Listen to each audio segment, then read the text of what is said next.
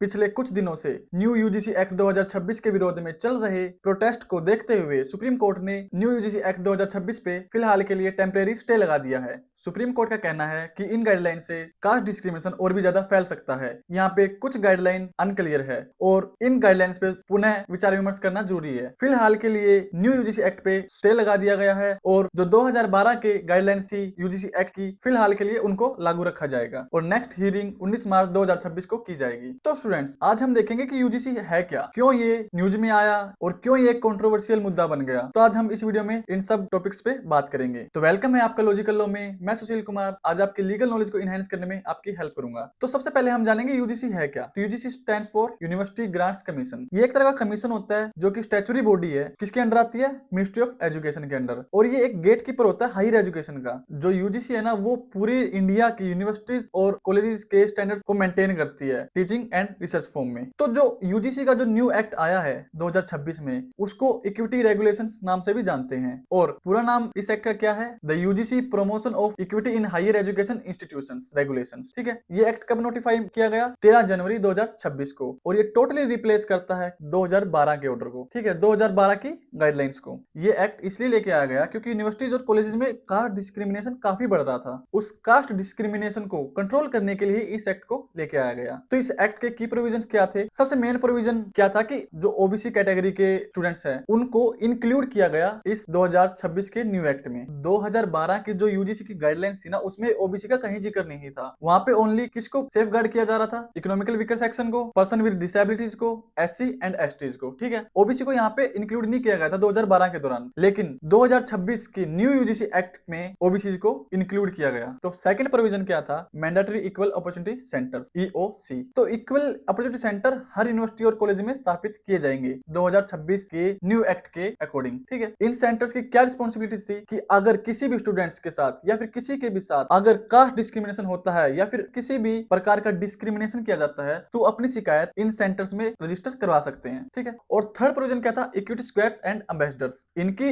Responsibility क्या थी कि ये कंप्लेंट को इन्वेस्टिगेट करेंगे और जिसमें मोस्टली रिप्रेजेंटेटिव कौन होंगे? एससी, एसटी और ओबीसी एंड वुमेन, और पर्सन विद डिसेबिलिटीज को भी इनमें इंक्लूड किया जाएगा। इनकी मेन रिस्पॉन्सिबिलिटीज क्या है कि ये इंक्वायरी करेंगे, जो भी कंप्लेंट्स आई है, जो भी कंप्लेंट्स रजिस्टर हुई है, उनको इन्वेस्टिगेट करेंगे और सुटेबल एक्शन उनके खिलाफ लिया जाएगा इनके द्वारा। ठीक है, फोर्थ प्रोविजन क्या था? Strict resolution timelines. तो यहाँ पे जो भी अगर शिकायत है उनको 15 दिन में ट्रैक करके इन्वेस्टिगेट करके जितनी भी शिकायतें उनको सोल्व किया जाएगा। यहाँ पे एक प्रॉपर टाइमलाइन सेट कर दी गई है कि 15 दिन में आपको सभी जितनी भी शिकायतें हैं एक रिपोर्ट तैयार करके यूजीसी को सबमिट करनी होगी। और सबसे मेन प्रोविजन क्या था? Direct accountability. यहाँ पे डायरेक्टली अकाउंटेबिलिटी होगी किसकी? हेड्स ऑफ इंस्टीट्यूशन की, जो कि आपके वाइस चांसलर, प्रिंसिपल्स। ठीक है, ये पर्सनली अकाउंटेबल होंगे यूजीसी एक्ट की गाइडलाइंस के इंप्लीमेंटेशन के। ठीक है, अगर ये फेल कर जाते हैं यूजीसी द्वारा दी गई गाइडलाइंस को फॉलो करने में तो इनके ऊपर स्ट्रिक्ट एक्शन लिया जाएगा यूजीसी कमेटी के द्वारा और उनका लाइसेंस भी कैंसिल किया जा सकता है। ठीक है, न्यू यूजीसी एक्ट का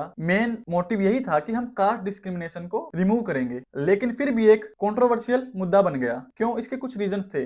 फर्स्ट रीजन, सबसे मेन रीजन क्या था? Exclusion of general category. तो यहाँ पे क्या था कि जनरल कैटेगरी को इन गाइडलाइंस में शामिल नहीं किया गया, सिर्फ ओबीसी को शामिल किया गया। यानी कि कास्ट डिस्क्रिमिनेशन किस किस के साथ हो सकता है? इकोनॉमिकल वीकर सेक्शन के साथ, person with disabilities, SC, ST and OBC. तो यहाँ पे जनरल कैटेगरी के लिए कोई भी प्रावधान नहीं था और जनरल कैटेगरी के स्टूडेंट्स यहाँ पे डर रहे थे कि डिस्क्रिमिनेशन तो हमारे साथ भी हो सकता है। ठीक है, तो यहाँ पे जनरल कैटेगरी को यानी कि इंक्लूड नहीं किया गया, उनकी तरफ ये नहीं देखा गया कि उनके साथ भी डिस्क्रिमिनेशन हो सकता है। ठीक है, सेकंड और सबसे मेन रीजन क्या था जो कि ये एक्ट एक कंट्रोवर्शियल मुद्दा बन गया? वो था फियर ऑफ मिसयूज। तो यहाँ पे एक डर पैदा हो गया था, यहाँ पे एक भय पैदा हो गया था कि यहाँ पे मिसयूज हो सकता है इन गाइडलाइंस का। ठीक है, यहाँ पे कोई प्रावधान नहीं रखा गया कि अगर कोई इन गाइडलाइंस का मिसयूज करेगा, लाइक अगर कोई फॉल्स कंप्लेंट करेगा तो उनके खिलाफ कोई उचित कार्रवाई का प्रावधान यहाँ पे नहीं रखा गया। तो यानी इन गाइडलाइंस का मिसयूज एक डर बन गया था, क्योंकि पर्सनली दुश्मनी निकालने के लिए या पर्सनली रिवेंज लेने के लिए कोई भी टीचर, स्टूडेंट्स या फिर कोई भी पर्सन फॉल्स कंप्लेंट कर सकता है एक दूसरे के खिलाफ। यहाँ पे उचित प्रावधान नहीं था फॉल्स कंप्लेंट्स के खिलाफ। ठीक है, थर्ड रीजन क्या था? Concerns over segregation. तो यहाँ पे क्या था कि इनका मेन मोटिव तो ये था कि हम कास्ट डिस्क्रिमिनेशन को बिल्कुल ही रिमूव करेंगे, लेकिन यहाँ पे कास्ट डिस्क्रिमिनेशन को प्रॉपर्ली डिफाइन नहीं किया गया, क्लियरली डिफाइन नहीं किया गया। उसकी वजह से यहाँ पे सोसाइटी डिवीजन के चांसेस हाई हो गए थे। मेन मोटिव इस एक्ट का ये था कि हम कास्ट डिस्क्रिमिनेशन को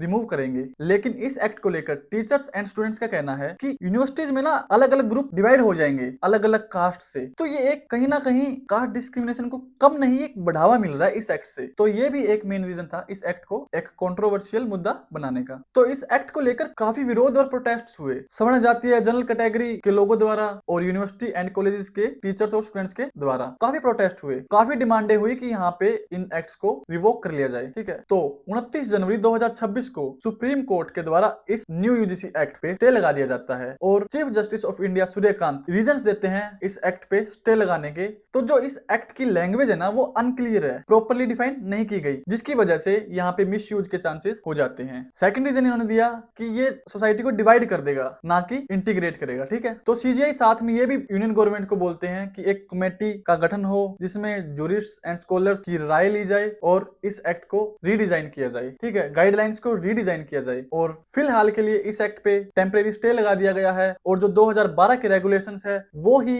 दोबारा लागू कर दिए गए हैं बाय सुप्रीम कोर्ट। कौन सा आर्टिकल यूज करते हुए? आर्टिकल 142। ठीक है, और नेक्स्ट हियरिंग इस मैटर पे मार्च 19 2026 को होएगी। तो स्टूडेंट्स, आपके अकॉर्डिंग इस एक्ट में क्या क्या चेंजेस होना अनिवार्य है हमें कमेंट करके जरूर बताइए। Thank you student. अगर वीडियो इन्फॉर्मेटिव लगा हो तो do like, share, comment and subscribe. Thank you.